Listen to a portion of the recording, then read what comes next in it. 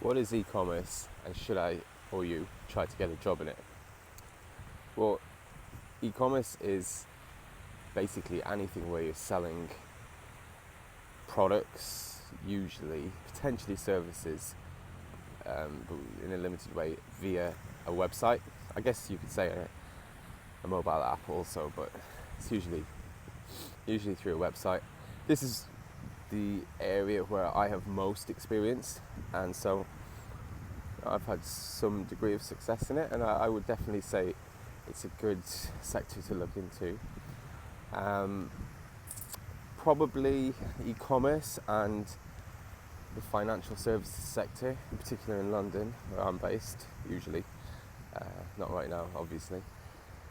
They tend to pay the most money, they tend to have the biggest budgets for projects, and just generally speaking, they're probably the areas where you're going to do best in terms of career development, because you're going to be working with you're going to come across a lot more contractors, which a lot of people don't like contractors. They've got a bit of a bad reputation, but the reality is they're usually the best on the market. Their contractors are basically the developers, usually. They can be project managers, they can be other things as well, who don't work as an employee for the company they're working for, but rather as a independent contractor. So they'll have a private limited company that they work through. You want to be working with as many of those as you can, because they are, in general, sometimes they're just the best at getting well paid, but I would say for the most part they are better than your average employee, and your average employee will usually want to become one of them once they have enough experience to warrant going out to the market and actually being able to find work like that. But in terms of e-commerce, you will usually be working on top of some kind of an e-commerce platform. So it might be Magento, Salesforce, could be, in the old days it was Demandware, I'm forgetting all the names now, BigCommerce. There's lots of them. If you just Google e-commerce platforms, generally speaking, you'll be working with JavaScript, PHP, or maybe Java. Usually it doesn't veer too much out of that. That's on the back end, obviously. On the front end, it's always JavaScript, HTML, and CSS. And I would certainly recommend working in e-commerce. I think in hindsight, maybe if I was starting over, I might have tried to veer a bit more towards finance, just because some of the money those guys get is kind of incredible.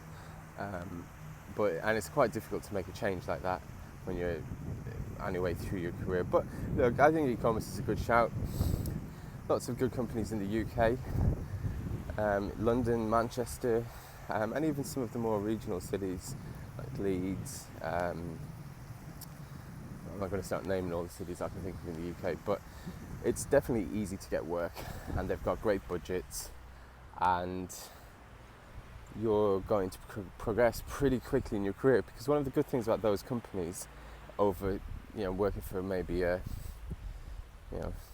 blue chip types, is because they're a bit smaller, the day-to-day is a bit more casual, a little bit less of the kind of corporate bureaucracy. It's not non-existent for sure, but it is a bit less. They're a little bit more relaxed about formal qualifications, and I actually would say e-commerce is probably better for that than the financial sector. So most of the tech herds community are coming to this without qualifications, and looking for a quick route into something that a lack of qualifications won't inhibit their progress. So in that respect, e-commerce is a pretty good one, to be honest.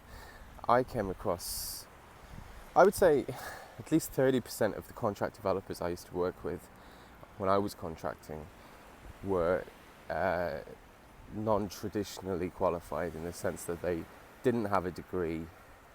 One of the guys who did best, at 19 he was working in a bedding shop. Oh, dog. At 19 he was working in a bedding shop, and he just started learning to code in his spare time. And I mean, by the time he was 27, this is a few years back now, he was making about £400 a day, which, from minimum wage to that in 8 years is not bad. But my usual line to people is, don't try and learn how to code. It's going to take you too long. Become a tester, and once you're a tester, then start looking at how to code or other avenues. If you're, maybe not a spring chicken anymore and you have a few years behind you, if you want to learn how to code, great, but I think it might be a struggle. You might be better off trying to become a tester, QA, and then looking into areas like Scrum Master, Business Analyst, Project Manager, Project Owner, this type of thing. For more, go to techherds.com.